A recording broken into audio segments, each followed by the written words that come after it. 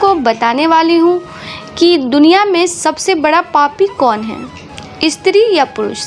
कौन सबसे बड़ा पापी होता है, तो आज की इस वीडियो में हम आपको बताएंगे, तो वीडियो को अंत तक ज़रूर देखें। दुनिया में सभी लोग हर रोज़ कोई ना कोई पाप करती ही हैं, लेकिन वो स्वयं कभी ये नहीं सोचते कि वो पापी है। ऐसे में सवाल उठता है कि आखिर इस संसार में सबसे बड़ा पापी कौन है।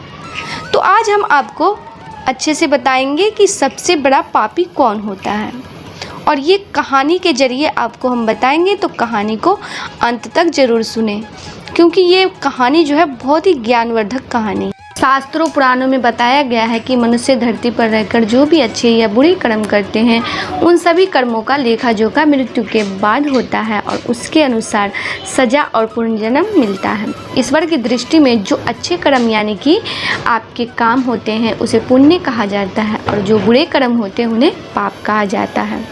पुराणों में कई अच्छे और बुरे कर्मों के बारे में बताया गया है। गरुड़ पुराण में तो ये भी कहा गया, यानी ये भी बताया गया है कि मनुष्य को अपने पाप कर्मों के कारण मृत्यु के बाद अलग अलग तरह के पापों के लिए सज़ा दी जाती है। तो चलिए जानते हैं। दोस्तों, एक बार की बात है कि किसी देश में एक राजा रहते थे। वो और उनकी रानी दोनों ही भोलेनाथ के बहुत बड़े भक्त थे। उन्होंने अपने महल में तोता मैना का जोड़ा पाल रखा था और उन्हें एक ही पिंजरे में रखा था। अब ये तो सभी को पता है कि मियाँ बीवी में एक न एक दिन लड़ाई ज़रूर होती है। तो काफ़ी समय बीत चुका था। एक दिन मैना तोते से कहती है कि मैंने मान लिया कि यह पुरुष बड़े पापी होते हैं, ये बहुत ही बड़े धोखेबाज होते हैं। मौका मिलने पर यह कुछ भी कर सकते हैं। मैना की बात सुनकर तोता बोला, तू तो रहने ही दे। पुरुष उतने पाप नहीं कर सकता जितने पाप स्त्रियां करती हैं। जितनी धोखेबाज स्त्रियां होती है, न उतना धोखेबाज तो कोई होता ही नहीं है। इनसे बड़ा पापी इस पूरी दुनिया में कोई नहीं होता। यह किसी की भी हत्या कर देती है।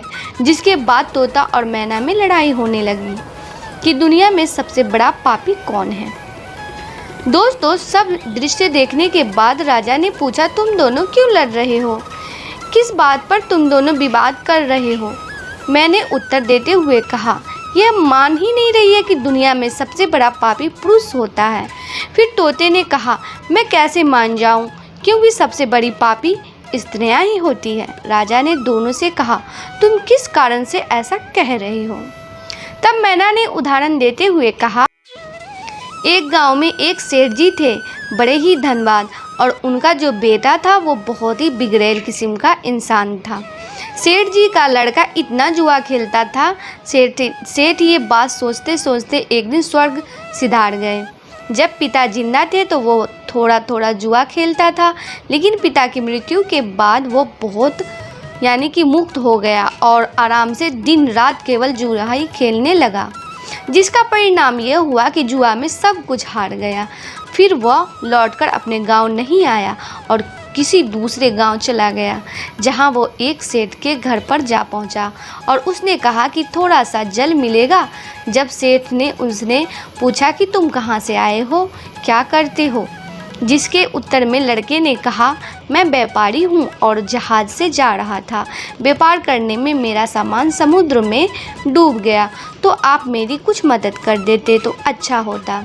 सेठ ने लड़के की बात सुनी और फिर उसकी बातों में जाल में फंस गए और कहने लगे कि बेटा, तुम दिखने में ठीक ठाक हो और कमा भी लेते हो, तो क्या मेरी बेटी से शादी करोगे? ये बात सुनकर लड़का खुश हो जाता है और शादी के लिए हामी भर बैठता है, जिसके बाद दोनों का विवाह हो जाता है और सेठ अपनी बेटी को खूब सारा धन देकर विदा कर देती है। अब इस लड़के को तो केवल धन के लिए ही विवाह करना था, जो वो कर लेता है।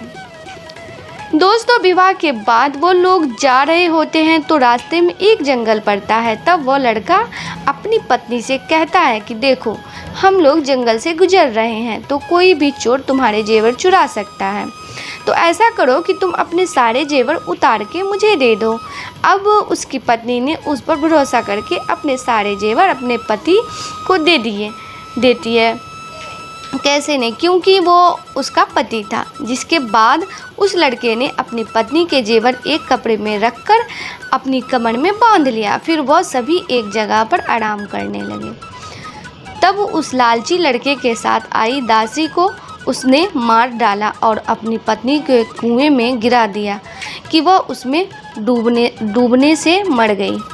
दोस्तों वहाँ से चला गया, किंतु उसकी पत्नी मरी नहीं और कुएं से बाहर निकलने के लिए आवाज़ लगाती रही। कुएं के पास से एक आदमी गुजर रहा था। तब उसने किसी महिला की आवाज़ सुनी तो उस व्यक्ति ने उस महिला को कुएं से जैसे जैसे करके बाहर निकाला। कुएं से बाहर निकलने के बाद महिला ने अपनी सारी जानकारी उस व्यक्ति को दे दी, जिस पर उस व्यक्ति ने महिला को उसके पिता के घर पहुंचा दिया।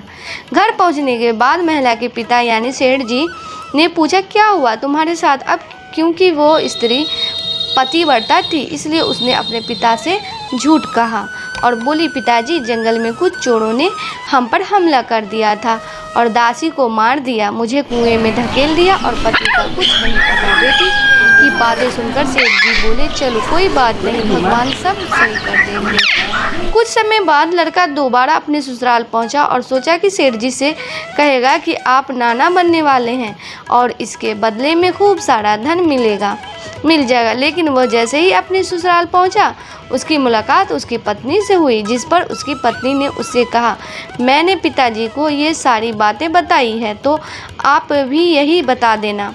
वो कहते हैं ना, आदत वालों की आदत नहीं जाती। उसने देखा कि उसकी पत्नी ने बहुत सारे जेवर पहन रखे हैं, तो उस लड़के ने पत्नी से कहा, तुम सो जाओ, सुबह मैं तुम्हें अपने साथ लेकर जाऊंगा। रात हुई और उसने अपनी पत्नी का चाकू से कत्ल कर दिया तथा सारे जेवर लेकर चला गया।